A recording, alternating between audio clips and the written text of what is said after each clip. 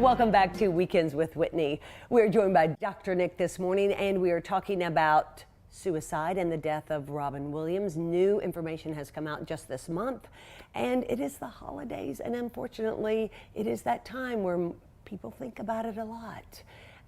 And there can be some underlying problems, which I think, Dr. Nick, we both learned through Robin Williams' diagnosis. And through his wife. I have seen many interviews, Whitney. I can't recall anything that I've experienced that was so authentic. She considered it a brave act. She considered it to be a nightmare that they were in. Yes.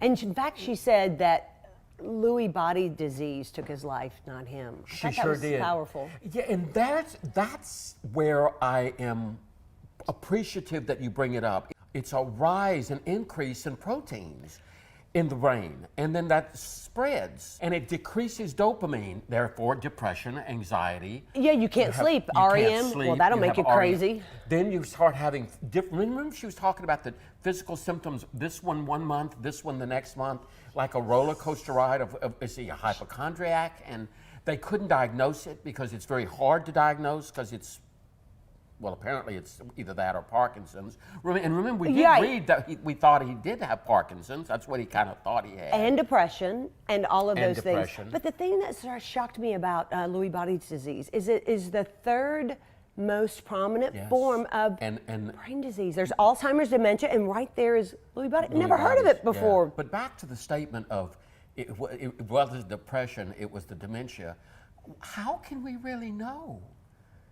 See, here's where I bring in that whole, how can we really know? And why couldn't it have been partly depression? Mm-hmm. As if somehow that would have been a poor reason. You know, it's all, well, diabetes is okay, but depression's not. I think it probably was a combination. What I struggle with, Whitney, and I say it to the world who's listening, why did he take his life? I sit back and say, what's happening in today's society that suicide becomes more and more prevalent? I don't want to take it off the dementia, because I know it's an issue. Because there are always underlying issues to someone taking their life, because it's not a normal thing to do. Thank you. Yes, and it just appears to me that there's more of it. Look at the number of white men that we were reading about recently that are dying, 45 to 60. Their deaths are on the rise and some because of them that. are suicide-related, opiate-related, unhappiness-related, misery-related. I can't help but wonder how cultural this is. Wow, how do we turn that back? I mean, This we is can the talk real about question. Kevorkian, who really brought it to the forefront. That's interesting that you raised that, because again, I'm not here to judge him, but it was all of a sudden this movement of when it gets that bad, you take your life. Right. But this is what I think we need to be talking about again, is the gray. Mm-hmm. This is a tough issue. Well, I'll just tell you that last month we had a family cousin, 39 years old, who took her life. Thank you for sharing. 2 sharing children. that. You sure did. I have never. And you were devastated. Oh, and so stunned. I'm telling you. 39. And anyone in the family, if somebody said, list the people who you think, well, list everybody, and who would commit, so she would have been at the bottom. Never would do it. Fighter, great gal, never give up. I mean, that kind of spirit. And I hadn't seen her since Christmas, but it's just what happened. And no one knows. Even those closest to her are like, we know she was depressed. We don't know what happened. And I'm thinking, ugh. And I remember you telling me when you were so upset about it, why didn't she reach out? Why didn't she reach out? I would have sent her to you. You could have been there for her. Well, I know, but really, you would have been great for her. I read somewhere, and it struck me. Tell me. That a lot of these suicides, and I don't want to say it of Robin Williams, but I think it's a question mark. They didn't have a network. They didn't have a strong social network. Mm. There was a certain isolation. I don't know where Robin Williams felt safe. True. Back to the cousin, she had an incredible network. She did. She did. Everyone's That's what I wanted to ask you. favorite person, great friend. Did she have a community? I thought she did. And yet, maybe perhaps she's always been so strong for so long that she couldn't share her vulnerability and weakness. And because she couldn't reach out that way, even though everyone in the world would have helped her, she didn't want to seem that vulnerable. And then add to that we're in an impulsive climate.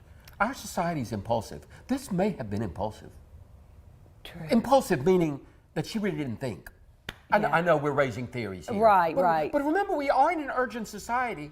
We are. I want it now.